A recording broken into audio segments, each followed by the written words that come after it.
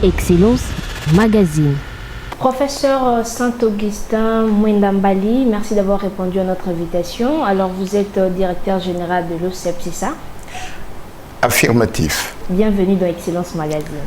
Merci madame la journaliste. Alors, le 11 juillet dernier, l'Afrique dans son immensité a célébré la journée consacrée à la lutte contre la corruption. Quel état des lieux faites-vous par rapport à la lutte contre la corruption en République démocratique du Congo?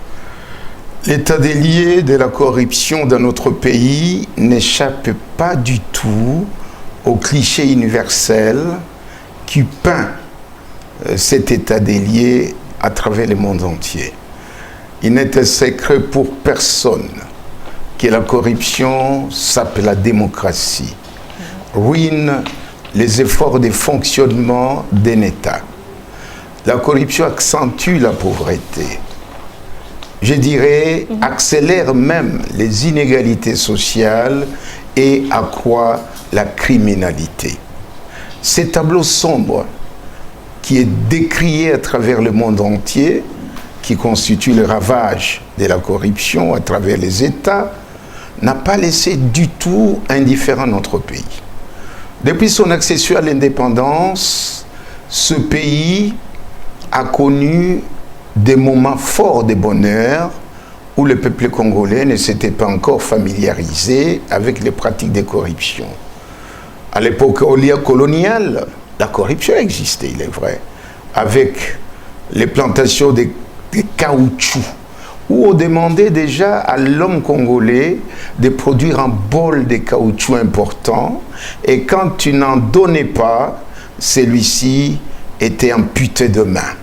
L'homme congolais, c'est lui qui fabrique les billets, d'où des terminologies, des termes comme grand prêtre, ninja, mopao, Apessatalate. Donc, on est en train de noter qu'il n'y a pas eu avancé, on est en train plutôt de régresser, c'est ça? Mais il est vrai, comparativement à l'État colonial, à l'époque coloniale, l'homme congolais a développé des pratiques jamais imaginables en matière de transactions de corruption. Ça, je vous l'ai dit sincèrement. L'homme congolais, pourquoi il est trop fasciné par l'argent? Pourquoi l'homme congolais est-il fasciné par l'argent? Le culte des richesses, c'est facile. Pourquoi? C'est ça la question qu'on se pose. Et quand il s'agit de l'argent, il faut prendre l'homme congolais et le mettre sur le petit écran. L'observer quand il est en train de manipuler les billets des banques. Il a les yeux hagards, madame. Il a la moustache qui danse et qui descend selon le rythme des billets des banques et qu'il compte. Il est transpirant avec son essuie-main de skin 7 jours de chaleur en train de s'essuyer. Tout cela montre que l'argent a changé beaucoup notre comportement. Voilà, vous êtes à la tête d'un organe qui lutte contre la corruption, mais qu'est-ce qui fait en sorte que votre organe ne soit pas connu du grand public? Est-ce que c'est par manque de communication? Peut-être c'est par manque de communication, je dirais, comme premier aspect. C'est le premier aspect, mais je dirais il y a plus que ça. C'est quoi donc? Vous savez, un organe comme le nôtre, qui invite les gens à changer de mentalité, de comportement, à travailler d'une manière éthique et pour le compte de l'intérêt général, c'est un organe qui est indésirable. En commençant par le ministère, par les gens de budget, ils se disent comment voulez-vous nous enlever le morceau de viande et qui c'est tout dans notre gueule, nous qui sommes des loups, et vous laissez tranquille opérer pour que vous puissiez répéter la même opération, on nous ferme la porte, madame. Du côté des budgets, nous avons poireauté pour en avoir. Nos arriérés de salaire sont restés impayés parce que les gens de budget voyaient très mal des finances, qu'on puisse donner à un poisson. Qu'est-ce que je veux dire? Qu'un poisson puisse donner à un pêcheur l'hameçon et l'appât pour qu'il aille pêcher dans sa rivière. Parce que celui qui gère l'argent a dit pas question de donner à ces gens les 12 locaux qui nous ont été attribués par un autre ministre. Vous voyez les cas d'inconscience que nous continuons à vivre tout simplement parce que nous voulons un pays où tout le monde peut vivre à l'aise. Un pays où il y a la redistribution des revenus et des richesses nationales. Qu'est-ce que vous faites pour vulgariser tout ce que vous évoquez là? Je le fais, je le dis à celui qui veut bon entendre, celui qui veut nous écouter. Je presse le même discours. Je dis les biens de la République ne sont pas des biens sans maître. Ils appartiennent à un peuple. Et ce peuple a droit à la vie, à une vie convenable. Donc la redistribution doit profiter à tout le monde. Mais quand on le dit, il y a des gens qui sont égoïstes, des gens qui ont développé des mécanismes d'égoïsme excessif, au point ils auraient souhaité continuer à en avoir pour eux seuls et pas pour d'autres.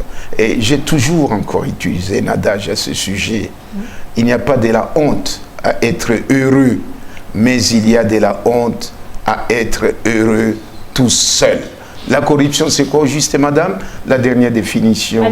C'est une forme d'égoïsme excessif qui vise à vivre de la souffrance et de la misère des autres pour construire son propre bonheur. Voilà ce qu'on appelle la corruption. C'est ça la corruption. Un corrupteur, c'est un homme dangereux. C'est un homme égoïste, très dangereux, et pour vous et pour nous, madame. Parce qu'il voudra tout avoir seul. Et commencer à se chanter, dans la cour, il ne peut pas y avoir des coqs. Donc les coqs du village, c'est ça les grands corrupteurs, qui ne veulent pas voir un autre coq évoluer auprès de lui. Bien, qu'est-ce qu'on peut comprendre du fonctionnement de l'OCEP? L'OCEP fonctionne comme une structure qui a été créée par la haute hiérarchie de la République, c'était le président sortant, avec comme ambition de moraliser la gestion de la chose publique. Est-il arrivé à moraliser la gestion de la chose publique? Je ne parlerai pas de la haute hiérarchie, puisque sa volonté était là. Mais c'est à nous, l'équipe chargée de moraliser la gestion de la chose publique, qu'il faut peut-être faire les premières remarques. Et ces observations, je les accepterai. Nous n'avons pas été partout à la fois. Nous n'avons pas eu accès aux médias, parce que chaque média nous exigeait une facture. Il faut payer la note de l'apparition sur le petit écran. Et sur le terrain, quand nous sommes adressés aux gens, ils nous renvoyaient quel type de discours, madame? Commencez par les sommets, c'est là où il y a la corruption. Laissez-nous le petit fretin. Nous n'imitons que les modèles de la hiérarchie, des gens, de nos chefs, fatigués, dans tous les sens, madame. Même mon corps était fatigué. C'est comme si je recevais chaque fois des coups provenant de partout. Quand vous arrivez auprès de l'État, améliorer les salaires de ces fonctionnaires, ils prétendent que la cause de la corruption serait la précarité de leurs salaires. Nous avons fait des enquêtes, c'est vrai. Vous savez la réponse de l'État? Non, dites-moi. Nous sommes prêts à améliorer ce salaire. Mais je vais vous dire une chose, monsieur le professeur. Vous savez ce que ces gens nous donnent comme recette? Là où ils puissent, ils peuvent produire 100 millions, ils nous donnent 10 000 en disant que la production n'est pas au rendez-vous. Et ils ont même inventé une espèce de légende qu'ils chantent jour et nuit. Celui qui travaille à l'hôtel mange à l'hôtel. La chèvre ne broute que là où elle est attachée. On ne contrôle pas la bouche de la personne qui décortique les arachides.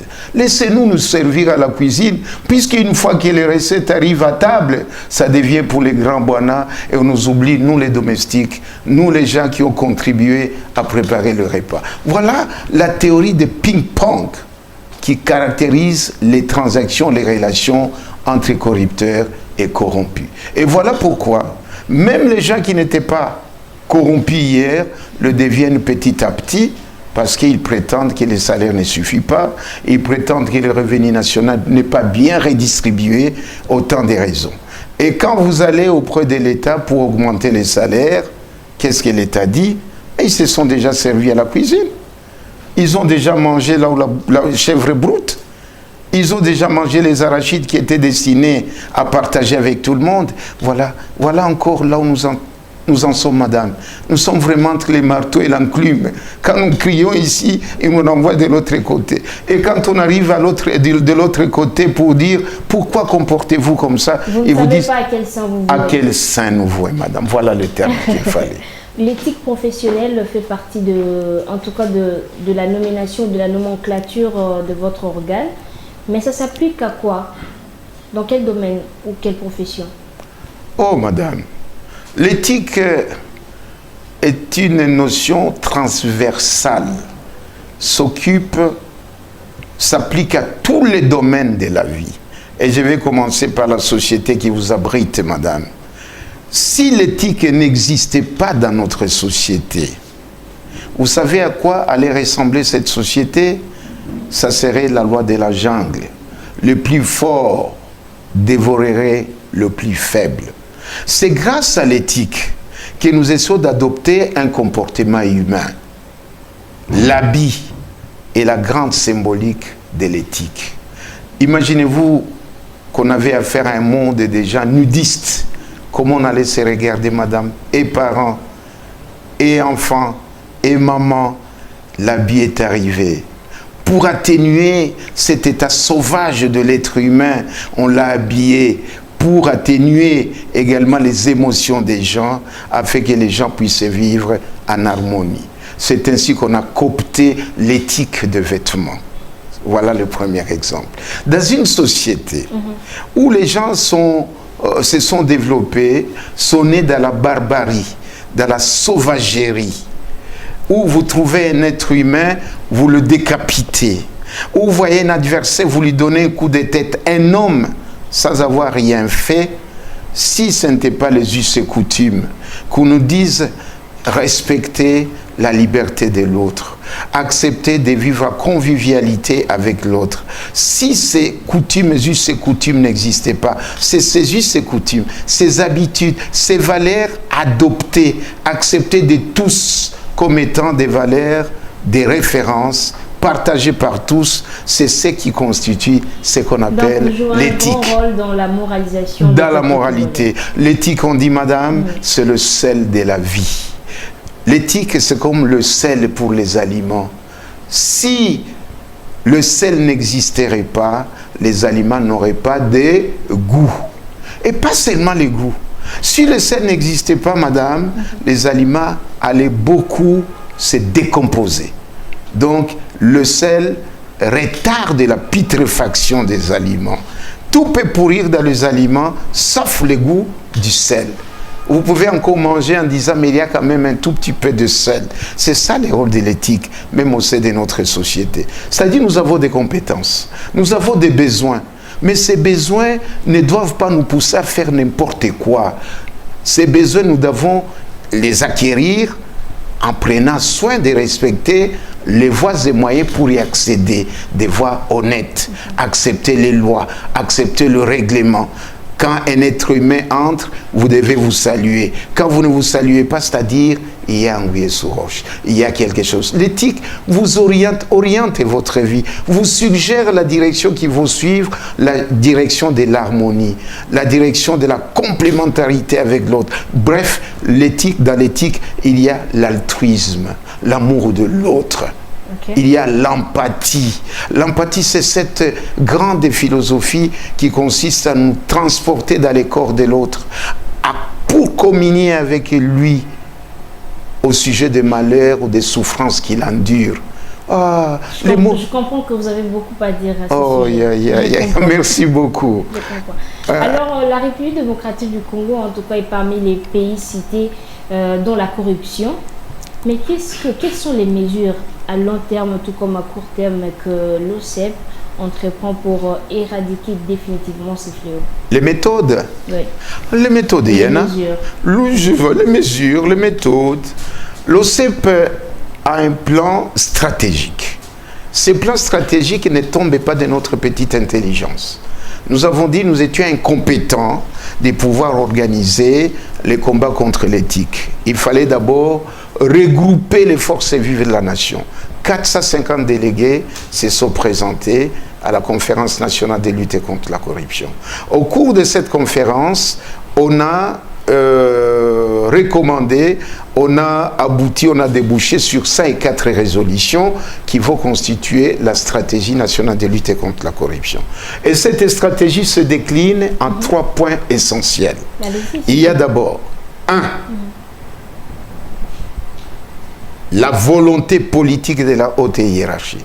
S'il n'y a pas cette volonté politique, aucun combat contre les antivaleurs ne peut aboutir.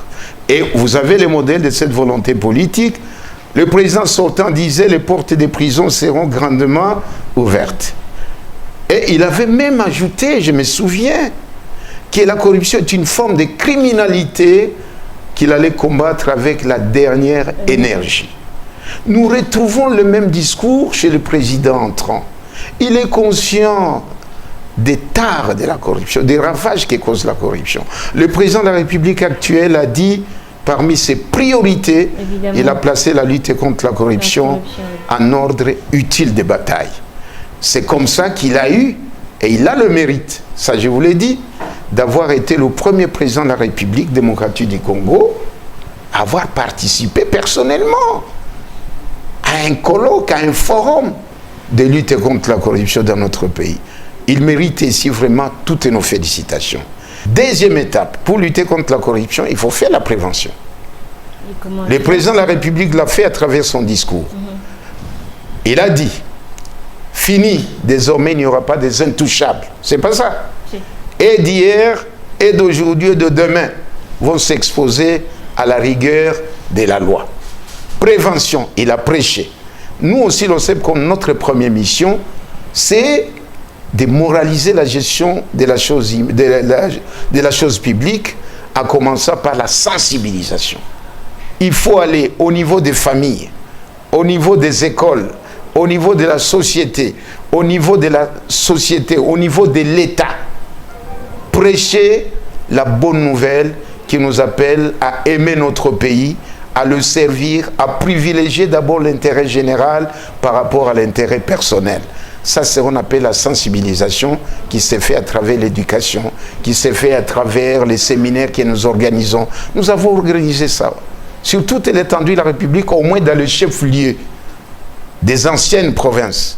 Actuellement, pour les nouvelles provinces, on ne l'a pas encore fait. Et il ne suffit pas de s'arrêter au chef-lieu des provinces. Il faut descendre jusqu'au niveau des entités décentralisées, des entités locales, pour prêcher de manière à ce que nous tous, nous puissions avoir une compréhension commune du phénomène de la corruption. Et la manière la plus efficace d'en avoir, nous utilisons cette stratégie dans notre éducation, c'est de commencer par les conséquences de la corruption. Vous connaissez les conséquences de la corruption, vous, sur le développement du tissu socio-économique des nations. Allez, imaginez-vous à Mamaïemo, dans nos hôpitaux, où les médecins trafiquent maintenant le serment d'Hippocrate au profit du plus-value. C'est lui qui donne de l'argent, c'est lui qui a droit aux soins. Ils sont là, même des malades, des morts, mourants. Ils peuvent mourir, mais si vous n'avez pas décaissé un franc, le taux de mortalité augmente, madame. Même au niveau de nos fossoyères, au niveau de cimetières, il faut voir comment c'est précis. Non, c'est moi qui vais faire bien descendre le cercueil sans beaucoup bouger. Donnez-moi, au Pessinga combien? Même au niveau de la morgue, madame, je commence par les images macabres pour que votre enfant, votre famille, membre de famille, puisse avoir une place dans ce qu'on appelle la caisse, la bien froide, qu'il faut décaisser. On parle de à tous les niveaux. Le monnayage est partout. Monnayage partout. Les policiers des roulages, Mbote Alikasu. Les gens des polices et des frontières, selon la bien, où est le soubassement? Quelles sont les terminologies qu'on n'utilise pas? Dans notre administration ici, on parle de Nzombo les soirs, les numéros matricules soudés. Nous en avons attrapé, madame. Les conseils de discipline est truffé des dossiers. Il y a eu des sanctions. Nous avions présenté un certain nombre de dossiers à la sanction du conseil de discipline. 400, 500 fonctionnaires de l'État ont été révoqués, d'autres mis à la retraite. 250 magistrats également ont été frappés de prise à partie. Ils ont été limogés de l'appareil judiciaire, mais ça ne suffit pas. Mais dès qu'ils ont quitté l'administration, ils vont dans une société privée, ils vont continuer avec les mêmes pratiques. Donc vous voyez, il faut lier la sanction disciplinaire à la sanction pénale. Dès qu'il a reçu une sanction au niveau disciplinaire, sur le plan administratif, il faut également qu'en pénal, il soit poursuivi. Et qu'on ne s'arrête pas là. qu'on arrache les produits provenant des transactions de corruption. Comment quelqu'un qui est accusé pour corruption peut avoir 50 maisons dans la ville de Kinshasa, une fois qu'il est attrapé, il vend ses 5 maisons, il garde ses 45 maisons. Ah, vous avez compris que la corruption semble avoir pour remède, la corruption pour remède, la corruption. Ça fait combien d'années que l'OCEP existe? C'est depuis 2002. 2002. Qu'il a été institué, 2003 il a commencé, okay. Et donc aujourd'hui nous sommes dans la 15e année et nous avons mené la campagne, la prise de conscience est là, l'absentéisme professionnel a diminué, mais j'ai dit les pratiques de corruption, puisque les corrupteurs et les corrompus sont malins. Quelles sont les plus grandes actions que vous avez menées à ce stade? 15 ans, c'est quand même beaucoup. 15 ans, c'est beaucoup, je vous ai parlé déjà qui ont été limogés. Ce sont là les plus grandes actions? Pas seulement ça. Quoi d'autre? Nous avons fait révoquer des hauts fonctionnaires de l'État.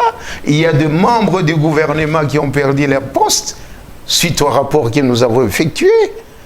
Vous avez suivi quand une ordonnance est tombée, on disait conformément au décret 017/2002 portant code de conduite de l'agent public et de l'État. Le président de la République ordonne. Voilà un peu un genre de style que nous avons mené, et sur les champs, à côté des révocations sur le plan administratif, à côté de la saisine de justice qui traîne un peu, parce que la justice est indépendante, le conseil judiciaire est indépendant, ça vous le savez bien. Là, nous devons ouvrir la porte, et la grande porte, comme le disait un certain président. Il faut ouvrir la porte et la grande porte. Au niveau de la justice, il faut diligenter des réformes. Nous avons proposé, madame, des lois anticorruption. Voilà encore une nouveauté. Après avoir organisé le forum, nous avons proposé des lois anticorruption, loi portant déclaration de patrimoine, et nous avons même proposé l'implantation des antennes provinciales de l'OCEP dans tous les chefs-lieux de province. Mais nous n'avons que 10 antennes seulement pour le moment, par manque de moyens. Alors, ce n'est pas fini, madame. Nous avons fait un plan triennal. Nous avons demandé à ce qu'il y ait une loi anticorruption. Et dans cette loi anticorruption, il y aura des nouveautés.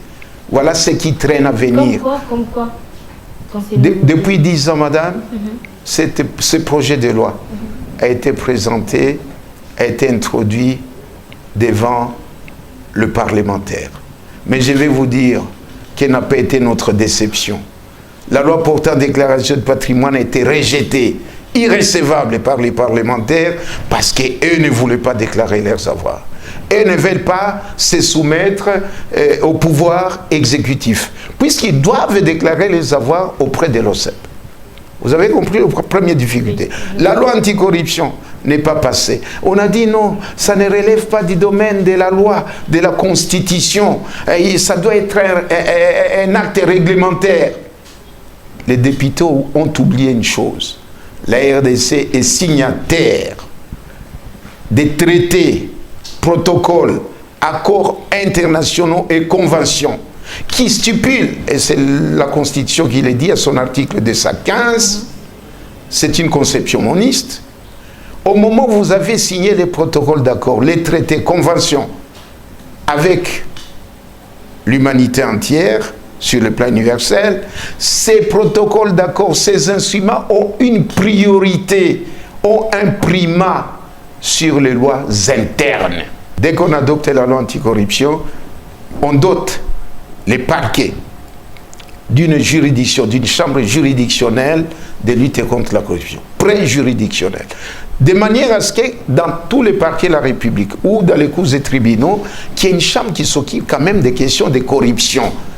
La loi elle-même, le code pénal et lacunaire ne peut plus la véhiculer parce qu'elle est insignifiante, elle est insuffisante. D'où il faut une loi spéciale anticorruption. Il faut des juridictions anticorruption. Il faut la levée partielle des immunités parlementaires. Quand vous êtes un parlementaire et que vous êtes pris en flagrance, immédiatement votre immunité tombe afin que vous puissiez comparaître comme les autres. Mais vous ne pensez pas tout ça en un coup, ça sera difficile à réaliser? Il fallait partir mollo. Nous les faisons par étapes, madame. C'est pour ça qu'on commence par la loi. La déclaration des avoirs pour les catégories inférieures, à part le président de la République et les membres du gouvernement qui en faut devant la Cour constitutionnelle, les agents publics et de l'État doivent le faire auprès de l'OCEP. Mais tous les agents ne viennent pas au même moment. Nous avons commencé par les mandataires des entreprises publiques de l'État et nous continuons avec la suite, entreprises mixtes, d'économie mixte, ainsi de suite. Et enfin, nous allons arriver au DG, au mandataire de l'État, le mieux placé, toutes catégories confondues, jusqu'à ce que même les comptables, quand ils travaillent au Palais de la Nation, ou bien il est au service d'un chef d'État, nous devons vérifier comment est-ce qu'il s'enrichit quand même. Hein, c'est pas un air de temps, à peine vous êtes entré 3 mois, 4 mois après, vous avez 20 maisons, c'est que vous avez peut-être volé le président de la République. Alors, il faut absolument des mécanismes. Nous les faisons progressivement. C'est pour ça qu'on dit, madame, et là je vous donne raison, les résultats de la lutte contre la corruption ne peuvent pas être évalués en termes de temps ni de durée. C'est un processus. Même les processus de changement de mentalité, il faut sensibiliser. Après avoir sensibilisé, maintenant, vous passez à la détection-investigation, c'est la 3e phase. Et dès que vous avez terminé avec détection-investigation, vous avez attrapé les coupables, alors mettez-les au cap, en prison.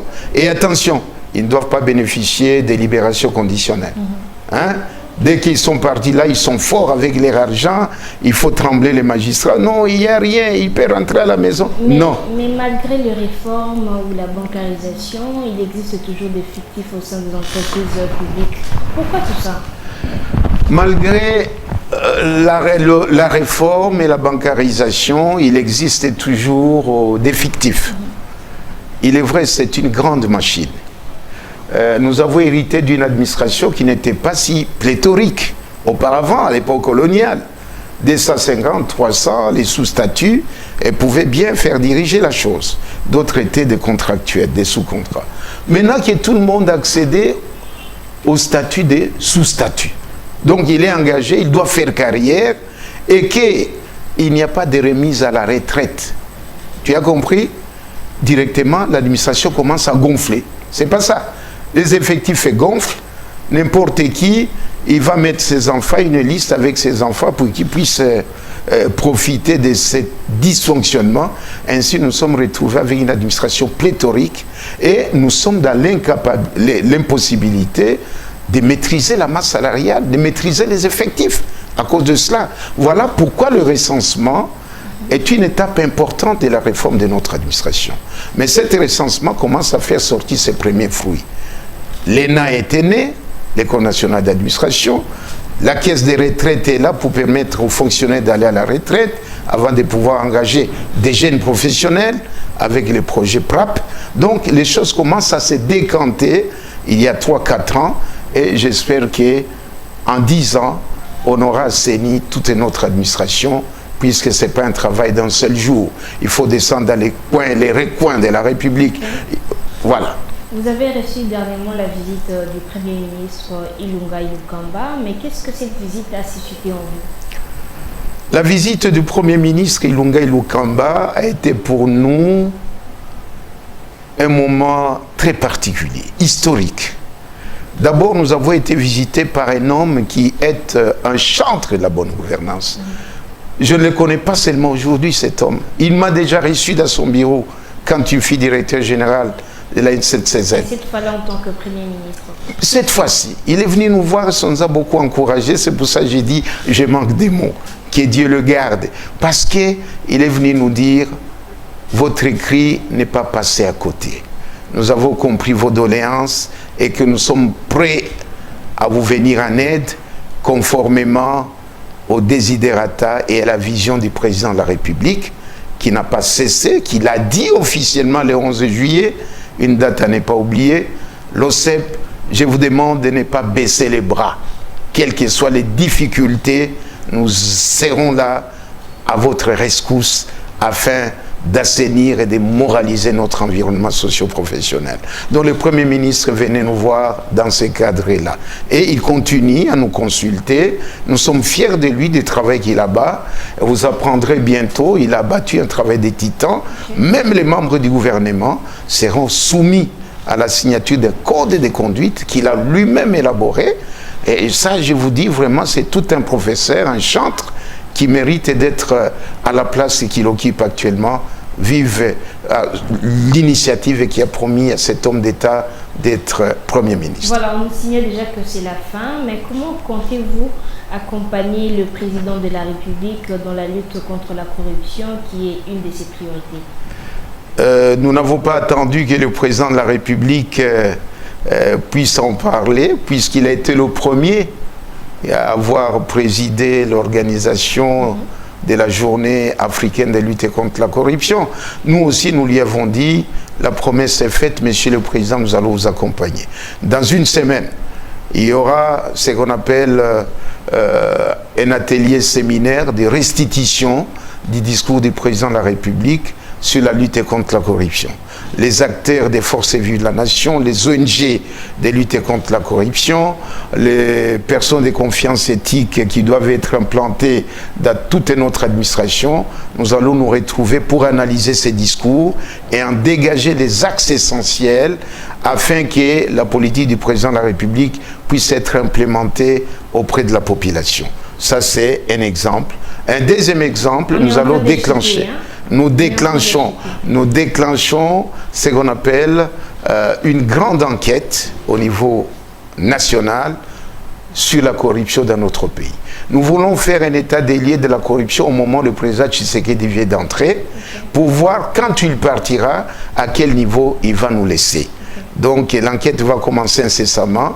Nous avons élaboré les questionnaires. Nous sommes avec les experts de l'Institut national des statistiques qui vont nous accompagner de cette enquête.